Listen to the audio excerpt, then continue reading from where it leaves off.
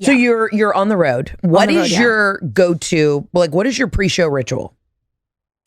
It's recently changed a lot. Okay. Because I get into some very unhealthy, like lifestyle things. We just went over this. Like, I just told my tour manager we have to remove all booze from the green room. Yeah, really? Okay, because we're partying hard? Because I'll always be like, I hear the people coming. I hear the like coming into the venue, and I'm like, you get amped. Oh, I should have a sip of something. I should just have a glass. Be wrong not to just have a thimble. Right. And then 4 Pinot Grigios later, and you're like, I can't zip up my tracksuit. Yeah. Help me change. My wig's on backwards by the time I hit the stage. And like, I think it's funny in the moment. And then I watch the footage back and I'm like, well, I hate myself. Yeah. And but your audience knows no difference, because here's the thing. I kind of had like one of these like out of body moments when I came and saw you in New York like a year ago. Your audience so dialed in was like when I was on the road the first year with like my characters, because I was opening with characters, and I was like, they just become so obsessed. And I was literally sitting in the audience like, everyone here needs to have had a chicken quesadilla before they came to the show. You know what I mean? Everyone's fucked up. Fucked up. Yeah. You guys have called 911 at shows, right? We've had people arrested. Somebody's pooped themselves, thrown up. We had a woman fall down a flight of stairs. Like, and that's my thing. I'm like, guys, let me do my job, but I want to make sure you all go home safely. I know. We had a woman shit herself. It must have, I think she was wearing a pea coat when she shit her. It somehow went up her back. Oh, no. And then she came, sometimes at the end of the show, if I'm allowed to, I'll bring a few people on stage to dance. Right. And she came up with her back covered in diarrhea. She didn't know? She didn't know. Was she that blackout? I didn't even know. I don't know if she knew. I don't know. But the security guard after the show, I think it was in St. Louis, he was like, yeah, that's pretty Missouri. Like, I've never seen anything like that shit in my life. There was a woman came out back covered in diarrhea. If she did know, if she did know, fuck yeah. Darlene, we would like to hang with you. If you see this, call us. It was wild for me, and I don't know if you felt the same way. It was such a social experiment, because when I got out, I felt kind of insecure about how fucked up people were getting. I was like, does nobody want to hear what I have to say? Yeah. And then I realized, I'm like, oh, everyone just is so excited to be out of the house and away from their families post-COVID. Yeah. We did have to do a couple safety PSAs, like, y'all, I prepared a show. I really want you to come and enjoy yourself, but I also want you to remember the evening, because you spent a good $1 on this. Yeah. So I had to dial it back a little bit. Yeah. Yeah, but smart that you're not drinking at the show. We care. We're artists. We care a little bit. Sometimes, if I go off or if I like start dancing, they start screaming, and I'm like, you guys do you even want a bit? Yeah. Do you want the material? Do you care? Because I will say, I just wrote this show on Tuesday, so if you don't want the material, I'm fine just pussy popping on stage. I will drop trowel. I will pussy pop. I always forget to shave. You can't get the corners. No.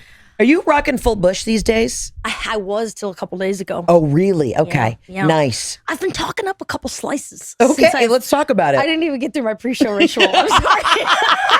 No, you basically said I had to quit drinking and I just trimmed my bush because I've got some hotties with bodies on the way to hang out at the hot tub at the new place in Calabasas. Okay, I love where this is going. Continue. Mm-hmm.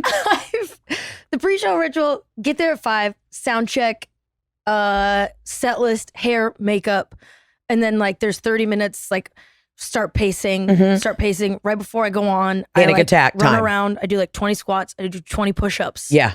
And then usually while my intro music is playing, I dance really dramatically. Yeah. Same. Yeah. I feel that. Yeah. It's the anxiety just starts to creep up. Like for me, it's in the form of like acid reflux, where I'm like, am I going to throw up? Am I choking? And then I do some sort of just like calisthenics in the back. And then all the stage hands and like everybody working the theaters like this bitch is fucking nuts. She just went into a dead wind sprint behind the curtain. And then I like come out and people are like, why are you so winded? I'm like, you have no idea what I've been doing fighting for my life backstage. Yeah. I know they're always like, Never mind.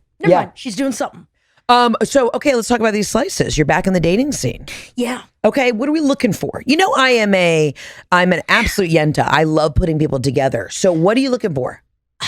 I like it's tall, dark, and handsome. Yeah, they don't even need to be tall. Actually, I don't mind if they're a similar level. I say tall, and when I look on dating apps, I'm like, I'm always going for tall, and I'm like, I look back on who I dated. I'm like, never mind. Yeah, I don't want to be on my tippy toes all the time. I don't need that. Yeah, but what's a healthy range for you? How tall are you?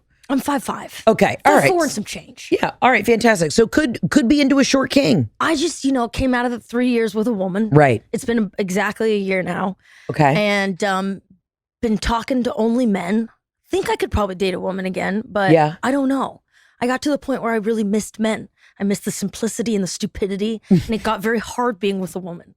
It's a lot of feelings. It's a lot of emotions. And she understood everything. Yeah. And I was like, I want someone that's a little out to lunch almost, No, I hear that because there's some days where I come home and I just want to bitch to my husband and he'll just be like, you feel better?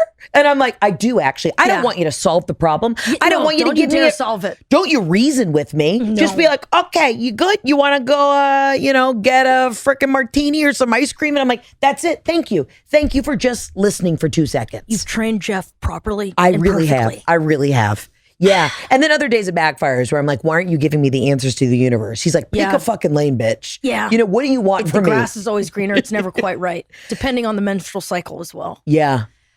Are the ladies, I would imagine, are coming out of the fucking, woods for you though? I get some action. And in the lesbian world, what is more like the type that you go for? I couldn't really tell you. Yeah. I'm attracted to like certain odd things, like lazy eyes. Things I wouldn't expect. Okay.